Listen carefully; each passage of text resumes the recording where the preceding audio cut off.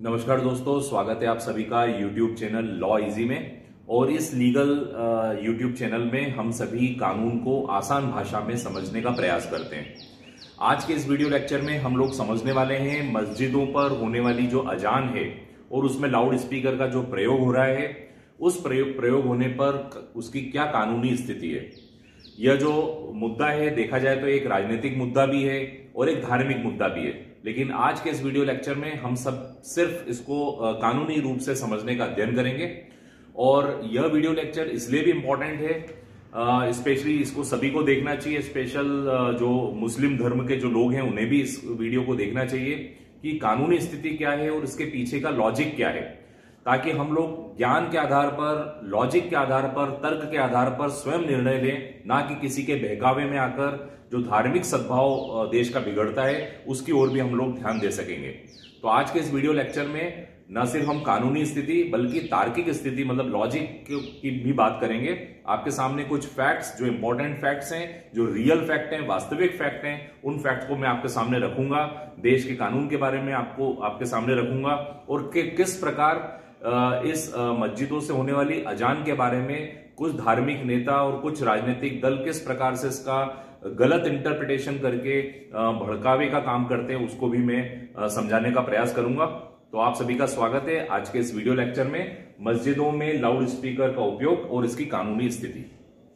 हाल ही में कर्नाटक हाईकोर्ट ने यह राज्य सरकार से पूछा है कि किस कानून के आधार पर मस्जिदों में लाउड स्पीकर का प्रयोग किया जाता है। ठीक इसके पहले वर्ष 2020 में भी इलाहाबाद हाईकोर्ट ने भी मस्जिदों में उपयोग में आने वाले लाउड स्पीकर के बारे में बहुत सारे डायरेक्शंस दिए और ये कहा कि मस्जिद में जो नमाज जो दी जा रही है वो तो इंटीग्रल पार्ट है, यानी इस्लाम धर्म का इंटीग्रल पार्ट है, लेकिन क्या लाउड स्पीकर इंटीग्रल है? तो इलाहाबाद हाईकोर्ट ने क्लियर कह दिया है कि इस्लाम में नमाज यानी प्रेयर जो होती है ये तो इंटीग्रल है, लेकिन लाउड स्पीकर कहीं पर भी कुरान शरीफ में या कहीं पर भी इस बात का कोई दस्तावेज उपलब्ध नहीं और ये कोई इंटीग्रल पार्ट नहीं है। इसके पहले वर्ष 2005 में ऑनरेबल सुप्रीम कोर्ट ने भी ध्वनि प्रदूषण को लेकर गाइडलाइन जारी की थी और उसमें भी माननीय सर्वोच्च न्यायालय ने सभी धर्मों के लिए, न सिर्फ इस्लाम धर्म के लिए नहीं बल्कि हिंदू धर्म के लिए और अन्य धर्मों के लिए, सभी व्यक्तियों के लिए ध्वनि प्रदूषण के लिए गाइडलाइन जारी कर दी कि रात को 10 बजे से लेकर सुबह 6 बजे के बीच में ध्वनि जो लाउड स्पीकर्स हैं उसका प्रयोग नहीं होना चाहिए। उसके ऊपर प्रतिबंध लगा दिया। पटाखों पे, धार्मिक स्थलों पे उपयोग में आने वाले या पटाखों का उपयोग, इन सब के ऊपर रोक लगा दी। अब ध्वनि प्रदूषण जो होता है देखा जाए तो हमने अनेक प्रदूषण सुने हैं, वायु प्रदूषण, जल प्रदूषण, नाभिकीय प्रदूषण, ऐसे ही ध्वनि प्रदूषण भी होता है। और जो ध्वनि प्रदूषण होता है, ये ध्वनि प्रदूषण मरीजों के लिए, वृद्ध लोगों के लिए, बच्चों के लिए ये बहुत ही हानिकारक होता है। इससे ब्लड प्रेशर की प्रॉब्लम आती है, नींद का नुकसान होता है। और हम सभी ने सुप्रीम कोर्ट के जजमेंट के बारे में सुना है कि प्रत्येक व्यक्ति को रेस्ट का अधिकार अथवा नींद लेने का अधिकार जो है उसका मौलिक अधिकार में। तो इसलिए ध्वनि प्रदूषण को लेकर 2005 में ऑनरेबल सुप्रीम कोर्ट ने भी बहुत सारी गाइडलाइन जारी की थी। आइए आज हम लोग इसके फैक्ट्स को समझते हैं। हम सभी ने अजान वर्ड सुना है। ये अजान एक्चुअली मुस्लिम प्रेयर होती है, मुस्लिम प्रेयर एंड मुस्लिम प्रार्थना होती है। और मुस्लिम फिलॉसफी में, मुस्लिम धर्म में 5 महत्वपूर्ण बातें बताई गई। अल्लाह की सत्ता पर जो व्यक्ति विश्वास करता है और पैगंबर, हजरत पैगंबर साहब को जो उनका मैसेंजर मानता है, यानी 5 बातें मुस्लिम धर्म में सबसे इंपॉर्टेंट होती है। सबसे पहली बात ईश्वर की सत्ता पे विश्वास। नंबर 2 5 समय की नमाज यानी 5 समय की प्रार्थना। नंबर 3 जकत का मतलब यहां पर जकात भी बोलते हैं इसको। जकात का मतलब होता है नीडी लोगों को दान देना। 1 महीने के लिए रमजान यानी एक महीने के लिए फास्टिंग करना। रमजान का मतलब होता है इसमें उपवास वगैरह रखना 1 महीने तक। और पूरे जीवन भर में एक बार जो पिलग्रिमेज है यानी जो काबा है मदीना में, मक्का में, वहां पर एक बार हर व्यक्ति को यात्रा करनी चाहिए, रिलीजियस यात्रा करनी चाहिए। ऐसी 5 इंटीग्रल बातें बताई गई। इन 5 में से एक बात आती है 5 टाइम्स प्रेयर। 5 टाइम्स प्रेयर मतलब 5 बार की नमाज। अभी जो 5 बार की नमाज है इसी को अजान बोलते हैं। ये एक प्रकार की प्रार्थना होती है, it is a kind of prayer. और इसी में ही लाउड स्पीकर का जो प्रयोग हो रहा है, इस लाउड स्पीकर प्रयोग से ही अनेक जगहों पर कुछ लीगल स्थिति को क्लियर करने के लिए आज का ये वीडियो लेक्चर है। तो इस लाउड स्पीकर के प्रयोग होने से अनेक लोगों की नींद डिस्टर्ब होती है। उसके बाद पढ़ाई, जो लोग बच्चे अध्ययन करते हैं उनको पढ़ाई की समस्या आती है। अनेक बीमार लोगों को भी प्रॉब्लम्स आती है, ब्लड प्रेशर वगैरह की भी दिक्कतें आती है, गिडीनेस होता है। तो इस वजह से ये बिंदु उठा कि क्या लाउड स्पीकर का प्रयोग मस्जिदों पे किया जाना चाहिए अथवा नहीं किया जाना चाहिए। अब हमारे भारत, हम सभी को पता है हमारा देश धर्मनिरपेक्ष देश है। धर्मनिरपेक्ष देश का तात्पर्य सेक्युलर कंट्री है। और सेक्युलर कंट्री, हमारे देश ने जब आजादी के उपरांत जब संविधान को ग्रहण किया था, संविधान को अडॉप्ट किया था, तो हमारे यहाँ पे धर्मनिरपेक्षता को अपनाया गया था, सेक्युलरिज्म। इसका मतलब यह था कि प्रत्येक व्यक्ति किसी भी धर्म को मान सकता है, किसी की भी पूजा उपासना कर सकता है, किसी भी पूजा की पद्धति रख सकता है, किसी पर भी आस्था और विश्वास रख सकता है।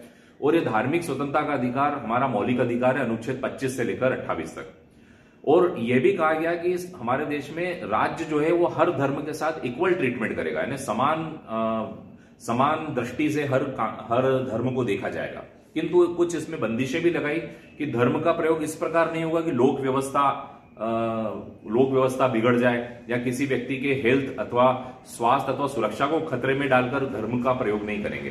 तो अनुच्छेद 25 में हर व्यक्ति को धार्मिक स्वतंत्रता का अधिकार दिया गया, पूजा उपासना का अधिकार दिया गया, किंतु यह भी कहा गया साथ में कि धर्म का प्रयोग इस प्रकार, यानी अपनी स्वतंत्रता का उपयोग इस प्रकार करना है कि दूसरे के अधिकारों का इंक्रोचमेंट न हो। अब यहां पर जब अजान से लाउड स्पीकर की जो आवाजें आती है उसमें नॉन मुस्लिम्स जो हैं उन लोगों को भी दिक्कतें आती है। अब जरा इस बात को और देखें, अनुच्छेद 25 में स्वतंत्रता का अधिकार दिया गया, पूजा उपासना का। तो अजान के, जैसा कि मैंने आपको बताया, अजान जो है मुस्लिम फिलॉसफी में, मुस्लिम धर्म में 5 सिद्धांतों में से एक है। जब अजान की बात उठी थी तो जो मुस्लिम फिलॉसफी के, यदि हम हिस्ट्री की ओर देखें तो ये कहा गया था कि नमाज के लिए कॉल करना, इसी के लिए ये लाउड स्पीकर प्रयोग होता है। जबकि उस समय जब शुरुआती दौर पे ऐसा कहा जाता है कि ये बातें उठी थी कि कैसे कॉल किया जाएगा, तो कई जगहों पे ये मत आए थे कि घंटी बजाई जाएगी या रोशनी दी जाएगी या नहीं तो आवाज लगाई जाएगी। तो ऐसा कहा जाता है कि खुद सर्वशक्तिमान अल्लाह के जो मैसेंजर थे हजरत मोहम्मद साहब, उन्होंने कहा कि नहीं, घंटी और रोशनी का प्रयोग न करते हुए ह्यूमन वॉइस का प्रयोग किया जाएगा। और ह्यूमन वॉइस भी कम डेसिबल वाली, जो कम आवाज जो होती है उसका प्रयोग किया जाएगा, मैकेनिकल आवाज का प्रयोग नहीं किया जाएगा। और वर्ष 1970 तक पूरी मुस्लिम कम्युनिटी भी जो थी वो मैकेनिकल वॉइस, मतलब लाउड स्पीकर के वॉइस को शैतानी बात कहती थी कि ह्यूमन वॉइस का प्रयोग होगा। स्वयं हजरत पैगंबर मोहम्मद साहब ने कहा है। और यदि मैकेनिकल शब्द का प्रयोग हो रहा है, मैकेनिकल यानी लाउड स्पीकर का उपयोग हो रहा है, तो उसे शैतान का दर्जा दिया गया था 1970 तक। अब हम बात करते हैं जरा लाउड स्पीकर की। अभी लाउड स्पीकर पहले नहीं था, इस्लाम धर्म तो 1400 साल से चलता आ रहा है, लेकिन ये लाउड स्पीकर जो है 20वीं सदी की देन है, यानी ये कोई इंट्रीगल पार्ट नहीं है, 20वीं सदी की देन है। सबसे पहला लाउड स्पीकर 1936 में सिंगापुर की एक मस्जिद में उपयोग में आया था। यानी अजान जो थी, मस्जिदों की जो अजान थी, सर्वप्रथम 1936 में सिंगापुर की एक मस्जिद से प्रारंभ हुआ था। और 5 किलोमीटर तक आवाज जाए, 5 किलोमीटर तक के दायरे में हर व्यक्ति सुन सके, उसके बारे में व्यवस्था की गई थी।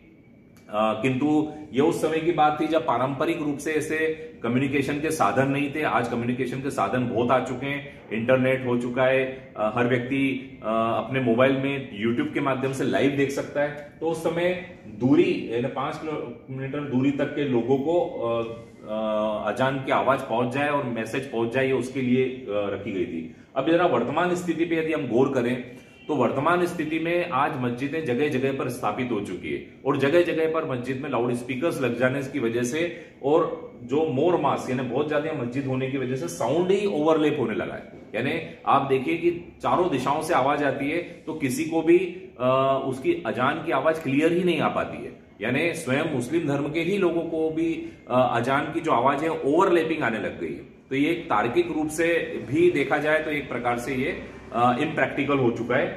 अब जरा हम अंतर्राष्ट्रीय स्थिति की ओर गौर करें तो अंतर्राष्ट्रीय स्थिति में जर्मनी में, नीदरलैंड में, स्विट्जरलैंड में, फ्रांस में, यूके में, ऑस्ट्रिया में, नॉर्वे में, बेल्जियम में, इजराइल में, यहां हर जगहों पर प्रतिबंधित कर दिया गया है कि लाउड स्पीकर से अजान नहीं होगी।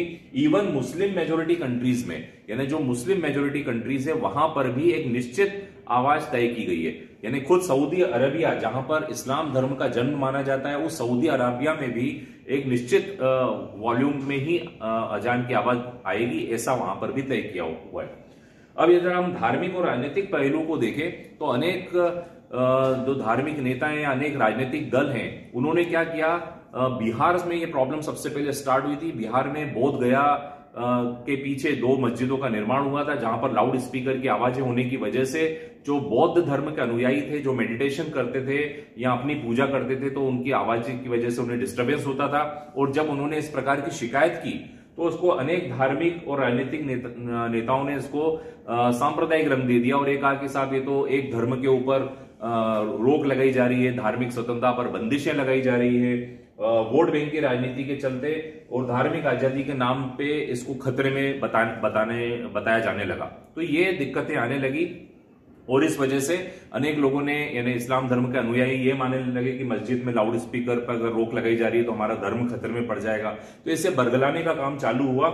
अब भारत में हम कानून की बात करें तो सबसे पहले हम बात करेंगे भारत के संविधान की। हमारे देश का संविधान कहता है कि सेक्युलर कंट्री, हमारा देश धर्मनिरपेक्ष राष्ट्र है और धर्मनिरपेक्ष राष्ट्र ये कहता है कि को existence of all the religion, यानी सभी धर्मों का सह अस्तित्व की बात करता है। सभी धर्म को पालन करने वाले एक दूसरे का भी ध्यान रखेंगे और अपने अपने धर्म की पूजा उपासना और आस्था को कर सकेंगे। तो धार्मिक सह अस्तित्व की बात हमारा संविधान कहता है और यही इसी के संविधान में अनुच्छेद 25 से लेकर अनुच्छेद 28 तक धार्मिक स्वतंत्रता का अधिकार हर व्यक्ति को दिया गया। अब यदि हम ध्वनि प्रदूषण की बात करें तो ध्वनि प्रदूषण के लिए air pollution and control act 1974 इसके पहले चलता था।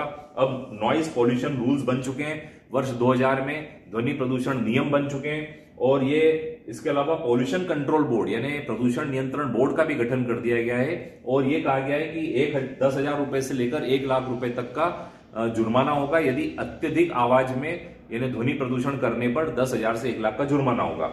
अब जरा हम आवाज को कैसे मापते हैं। हम सभी ने लीटर, मीटर, किलोमीटर ये तो सब सुना ही है। जैसे दूरी के लिए मीटर या किलोमीटर का उपयोग होता है, वॉल्यूम के लिए लीटर का उपयोग होता है, ठीक इसी प्रकार आवाज को मापने के लिए डेसिबल का उपयोग होता है।